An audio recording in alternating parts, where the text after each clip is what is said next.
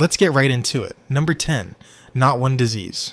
Here's something nobody prints on a fundraising banner. The word cancer might be one of the most misleading words in all of medicine. Not because it isn't real, it is horrifyingly real, but because it's pretending to be a single enemy when it's actually a mob. When you say cure cancer, your brain pictures one villain, one disease, one magic pill that ends it forever. That villain doesn't exist. What actually exists is more than 200 different diseases, wearing the same name tag to the party. Lung cancer, leukemia, melanoma, pancreatic cancer, a brain tumor? These aren't cousins. They behave differently, grow at different speeds, respond to completely different drugs, and fail in completely different ways. A treatment that works like a miracle on one type can be totally useless against another. It's like saying you're going to cure animals. Cure which animal? The goldfish or the rhinoceros? Because whatever you invent for the goldfish is not going to help the rhino. And the rhino is currently sitting on your chest? So every time a headline screams cancer cure found, what they usually mean is that one specific subtype in one specific group of patients responded to one specific drug. That's genuinely amazing. It's also roughly 0.5% of the actual war. We haven't been fighting one boss this whole time. We've been fighting an entire kingdom of bosses, each with its own health bar, its own weaknesses, and its own smug little way of dodging everything we throw at it. And we're only getting started, because the reasons this thing is so hard to kill get weirder from here. Number 9, the silent start. Imagine a burglar who doesn't smash a window. Instead, he quietly moves into your house, pays rent on time, waves at you every morning, and slowly starts rearranging the furniture. Until one day you wake up and realize the house was never yours to begin with. That's basically the opening move of most cancers, and it's a big part of why they're so hard to beat. Early tumors are sneaky, specifically because they don't hurt. In the beginning, a growing clump of cancer cells usually isn't pressing on anything, isn't blocking anything, and isn't triggering the pain signals your body uses to scream, something is wrong. Your nervous system is fantastic at reporting a stubbed toe and weirdly terrible at noticing a tumor quietly setting up shop. So there's no alarm, no smoke, no dramatic music. Just cells dividing in the dark while you go about your week complaining about your Wi-Fi. By the time symptoms finally show up, the lump, the cough that won't quit, the weird fatigue, the thing has often had months or years of a head start. And in cancer, a head start is everything. Because the earlier you catch it, the more curable it usually is. Caught early enough, a lot of cancers are genuinely beatable. Caught late, after it's spread, the odds can collapse.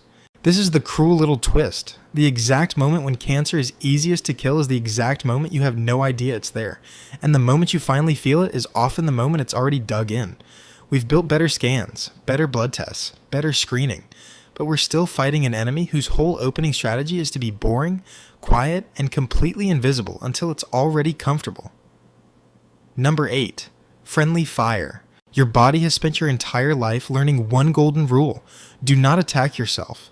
Your immune system is trained, drilled, and obsessed with telling the difference between me and not me, so it can destroy invaders without accidentally shredding your own organs. It's a beautiful system, and cancer weaponizes it against you, because cancer isn't an invader, it's you. That's the core problem with almost every treatment we've got.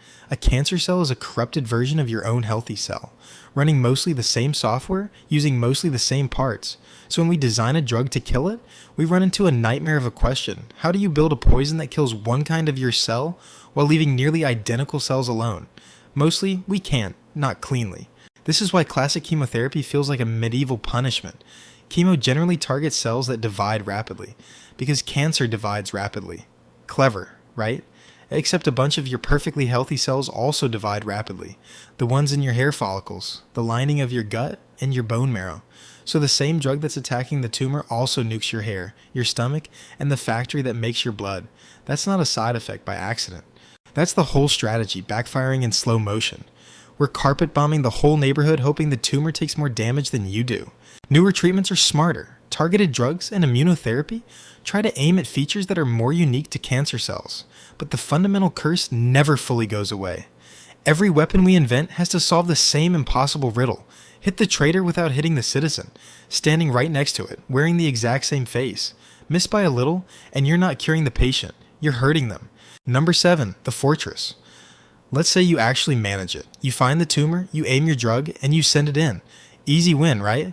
Except a solid tumor isn't a soft target sitting politely in the open, it's a fortress, and it built its own defenses out of your body's own supplies. As a tumor grows, it does something genuinely villainous. It tricks your body into building it a blood supply. It sends out chemical signals that beg for new blood vessels, and your body, being helpful, actually grows them. This is called angiogenesis, and it's basically the tumor ordering room service. But here's the twist. Those new vessels are built fast and sloppy. They're leaky, chaotic, and badly organized, which means drugs delivered through the bloodstream often can't spread evenly through the tumor. Your medicine reaches the edges and never makes it to the center. And the center is where things get nasty. Deep inside a big tumor, oxygen runs low, creating pockets of low oxygen cells.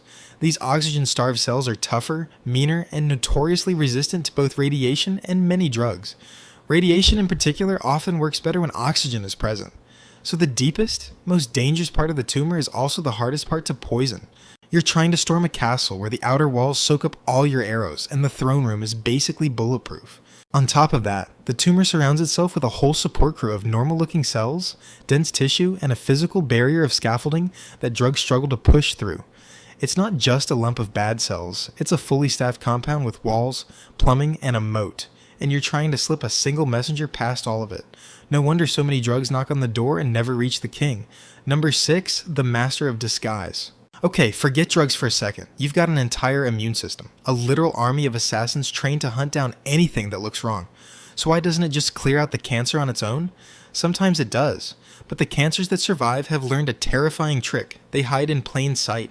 Your immune cells identify threats by checking the surface of other cells, like a bouncer checking IDs. Healthy cells wave certain molecular flags that say, "I'm fine, I'm one of us, move along."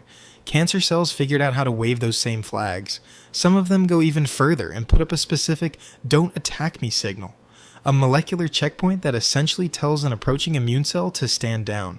The assassin walks right up to the criminal, gets shown a fake badge, apologizes, and leaves. This is one of the most important discoveries in modern cancer science, and it led to a class of drugs called checkpoint inhibitors, treatments that basically rip the fake badge away so your immune system can finally see the cancer for what it is. When it works, it can work astonishingly well, and it earned a Nobel Prize for the researchers who cracked how those breaks get released. But, and you knew there was a but, it doesn't work on everyone, or every cancer. Some tumors have other disguises, other tricks, other exits. Because that's the thing about cancer. It's not one lock with one key. Kick down the front door and it slips out a window you didn't know existed. It's been evolving inside human bodies for as long as there have been human bodies, and it has an unfairly deep bag of disguises. We finally learned to see through one of them. It's got plenty more.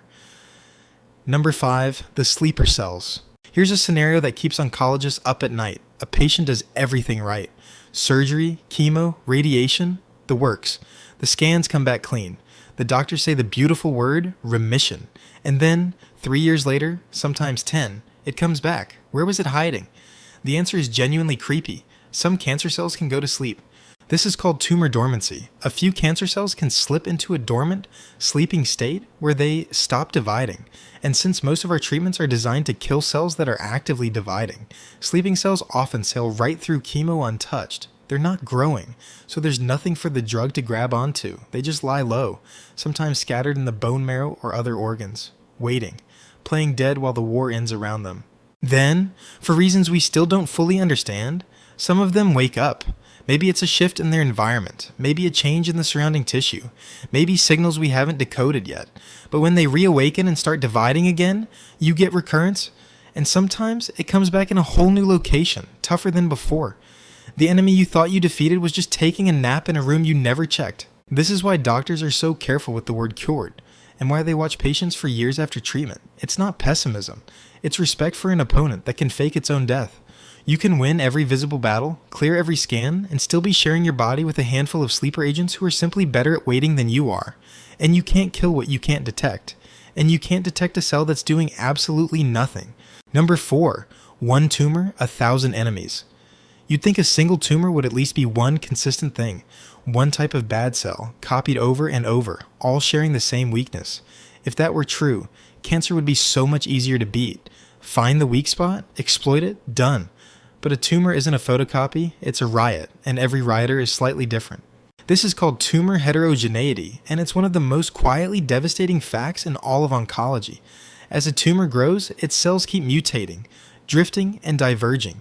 So a single lump can contain many genetically different populations of cancer cells living side by side, like a crowd where everyone's wearing a slightly different disguise. They're not one enemy.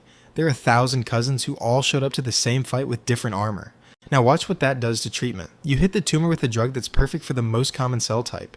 99% of the tumor melts away. Victory, right? Except that stubborn 1%, the cells that happen to carry a mutation making them immune to your drug, didn't die. And now they've got the whole place to themselves. No competition, endless room to grow. You didn't cure the tumor. You held auditions.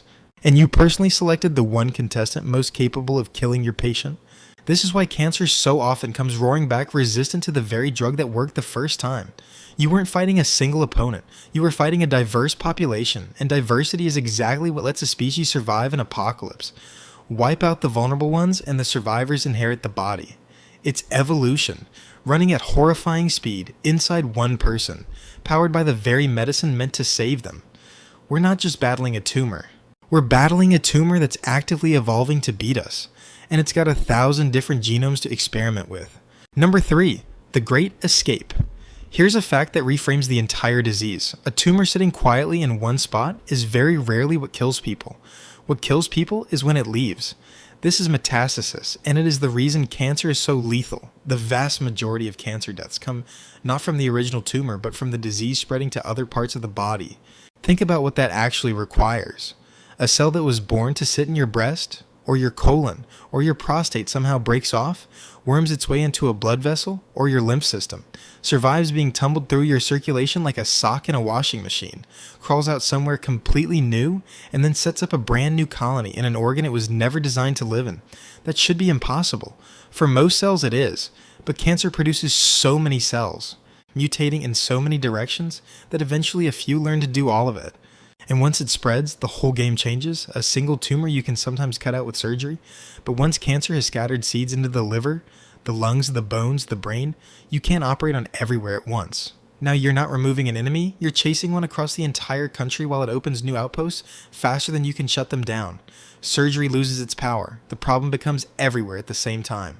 This is why early detection matters so much and why that silent start from earlier is so cruel. Because the window to stop it is largely the window before it escapes. A localized tumor is a problem. A tumor that has learned to travel is a manhunt across your entire body. And cancer, given enough time and enough cells, is disturbingly good at learning to travel. It doesn't want to stay in its room. It wants the whole house. And it's willing to burn the place down to get it. Number 2, it learns. By now you might be noticing a pattern, and it's a genuinely unsettling one. Every time we invent a weapon, cancer adapts to it. That's not bad luck. That's not us being incompetent. That is literally how cancer works. Because a tumor is not a static object. It's an evolving population, and evolution is the single most powerful problem-solving force we know of. We accidentally pointed the most creative process in the universe at ourselves. Here's the brutal logic. You give a drug. The drug kills every cancer cell that's vulnerable to it. But in a tumor of billions of cells, there are almost always a few that, through random mutation, happen to survive. Those survivors reproduce, and because you kindly removed all their competition, their resistant descendants take over. Give it enough rounds, and the tumor in front of you is a completely different beast from the one you started fighting. Rebuilt. Specifically, out of everything your treatment couldn't kill. This is acquired drug resistance, and it's the reason a treatment that's working can suddenly, heartbreakingly stop. This is the same reason bacteria evolve resistance to antibiotics, except cancer is doing it with your own cells inside your own body, at a scale that's hard to imagine. Every dividing cell is another roll of the dice, another chance to stumble onto a mutation that beats your best drug. You are not fighting a fixed enemy with a fixed weakness, you're fighting something that rewrites itself in response to everything you do to it. That's why the future of cancer treatment isn't really about finding one perfect drug. It's about combinations, timing, and staying one step ahead of an opponent that never stops adapting. We're not looking for a magic bullet anymore. We're playing chess against a player who changes the rules every time we take a piece. And it has been playing this exact game against every living thing on Earth for hundreds of millions of years. It's not smarter than us. It's just been practicing a lot longer. Number 1, it's you. And here's the one that ties everything together. The reason underneath every single reason we've talked about. We can't cure cancer with one simple magic bullet because cancer is not a foreign invader. It's not a virus that's snuck in from outside. It's not bacteria we can wipe out with the right antibiotic. Cancer is your own cells, following your own DNA, doing the one thing every cell is built to do, grow and divide, just without the off switch. Every problem in this entire countdown flows from that single fact. It hides from your immune system because it is you, wearing your own molecular ID. It survives our drugs because killing it means killing cells nearly identical to your healthy ones. It evolves because it's made of living cells that mutate. It spreads, it sleeps, it adapts, all using the standard toolkit your body hands to every one of its cells. We're not trying to kill an enemy. We're trying to unbreak a part of ourselves that broke in a way that lets it thrive. And here's the truly humbling part. The very things that make you alive are the things that make cancer possible. Your cells have to divide to heal your wounds, grow your body, and replace what wears out. Every one of those divisions is a chance for a copying error. So in a strange, awful way, cancer isn't a malfunction of life. It's the price of it. The same relentless machinery that built you from a single cell is the machinery that, given enough time and enough copies, occasionally goes rogue. That's why can't we cure cancer yet is the wrong question. The real answer is that we're not fighting a disease that happened to you. We're fighting the darkest possible version of the process. That is you. And every year we get better. Better scans, smarter drugs, immune therapies that were science fiction a generation ago. We're not losing. We're just fighting the most personal war there is, against an enemy wearing our own face. And slowly, cell by cell, we're learning how to win. That's all for today. I'll be making similar videos in the future. Subscribe to see them.